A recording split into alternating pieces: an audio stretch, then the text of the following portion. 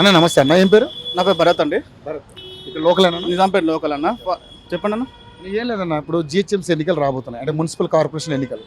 ఒక ఓటర్గా ఏంటి అక్కడ ఇక్కడ మీరు గమనించినటువంటి అంశాలు, అంటే డెవలప్మెంట్స్ కానీ, రోడ్లు కానీ, అదేవిధంగా డ్రైనేజ్ కానీ, ఏ విధంగా అనిపిస్తుంది?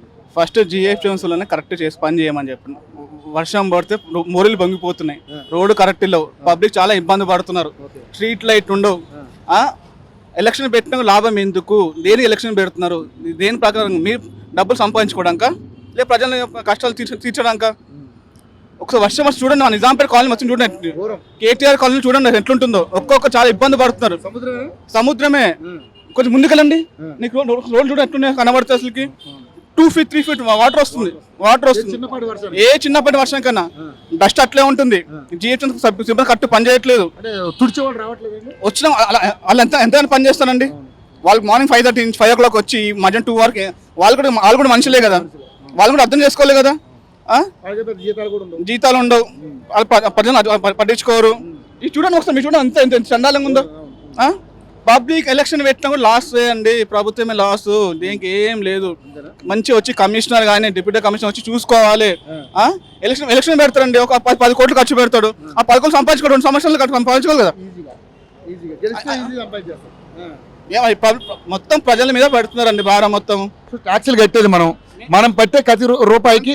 మంచి పాయింట్ వచ్చింది. ట్యాక్స్ నిజాంపేటలో ట్యాక్స్ కట్టేది మేము ఎక్కువ కడుతున్నాం అండి. హోల్లో హైదరాబాద్లో మీరు ఫస్ట్ రోడ్ చూడండి ఒకసారి. బాచ్పల్లి చూడండి, మల్లంపేట చూడండి, నిజాంపేట చూడండి, నిజాంపేట ఎక్సైజ్ చూడండి. రోడ్ ఎక్స్చేంజ్ ఉండదు, కరెక్ట్గా ట్రాఫిక్ జంక్షన్స్ ఉండవు, ట్రాఫిక్ పోల్ పనిచేయరు. ఇంకో 10 నిమిషాలు చేసి ట్రాఫిక్ ఉంటుంది, మీరు అర్థమవుతుంది మీకు. చూడండి ఒకసారి, ఇది ఒక త్రిశంకు స్వర్గంలాగా ఉంటుంది, బయట పడడం చాలా కష్టం. లేదండి, ఇక్కడ నుంచి మీరు నిజాంపేట ఎక్సైజ్ జస్ట్ 3 kilometers, మాకు 1.5 hours పడుతుంది. 3 kilometers అడగండి. 1 hour 1.5 hours, వర్షం పడితే 2 hours కూడా పడుతుంది. ఎవరు ఉంటాయి ఇక్కడ. సో మరి పరిస్థితులు ఉన్నాయి. మరి గతంలో బీఆర్ఎస్ చూశారు, ఇప్పుడు కాంగ్రెస్ చూస్తున్నారు.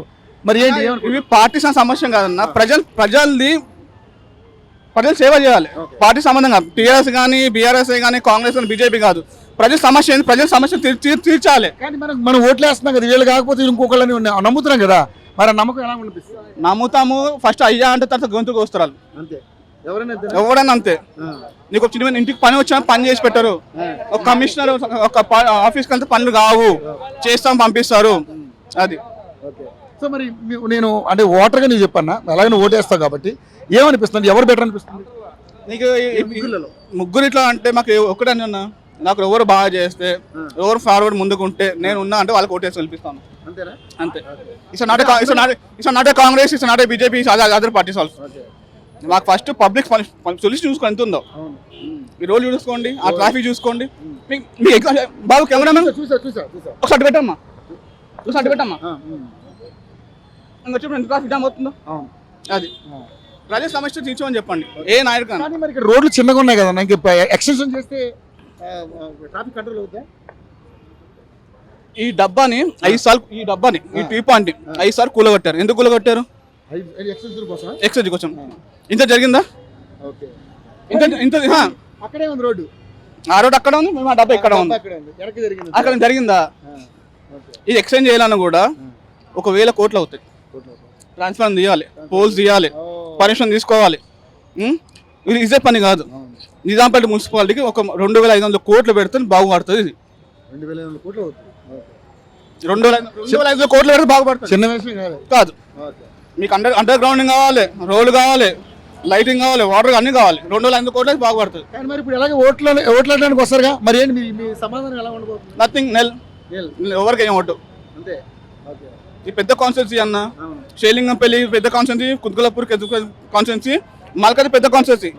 అక్కడ డెవలప్మెంట్ ఎలా ఉంది, మీకు మా డెవలప్మెంట్ చూడండి ఒకసారి. సో మరి ఎస్ఐఆర్ గురించి ఏం మాట్లాడతారు? ఎస్ఐఆర్ నిల్లన్న, ఇప్పుడు ఏంటంటే ప్రజలకి పథకాలు ఏమున్నాయో దాన్ని మర్చిపోవాలి, దీని గురించి పెట్టుకోవాలి. అది నథింగ్ ఈజ్ డైవర్షన్. ఇప్పుడు ఎలక్షన్ పెడతాడు 2 months లో. దేనికి పెడతాడు? 2 లక్షల ఓట్లు పోయినాయి ఇక్కడ. మళ్ళీ అప్లికేషన్ పెట్టుకో అవుతాయా? ఇవన్నీ ఏమంటారు, వేస్ట్ పాలిటిక్స్, ఇవన్నీ టైం వేస్ట్.